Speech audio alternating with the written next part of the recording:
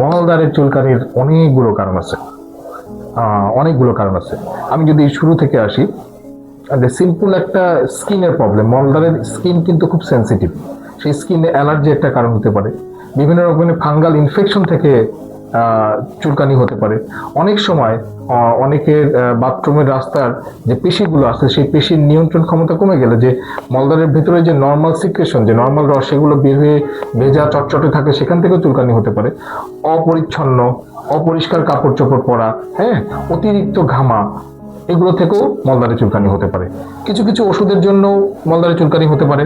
যেসব রোগীদের রোগ প্রতিরোধ ক্ষমতা কম, পার্টিকুলারলি ডায়াবেটিক রোগী, যারা ক্যান্সারে ভুগতেছে, যারা কেমোথেরাপি নিচ্ছে, যারা এমন কোনো ওষুধ সেবন করে যে ওষুধ সেবনের কারণে তাদের রোগ প্রতিরোধ ক্ষমতা কমে যায়, তাদের ক্ষেত্রে মলদ্বারে ফাঙ্গাল ইনফেকশনটা খুব বেশি হয়। সে কারণেও মলদ্বারে চুলকানি হতে পারে।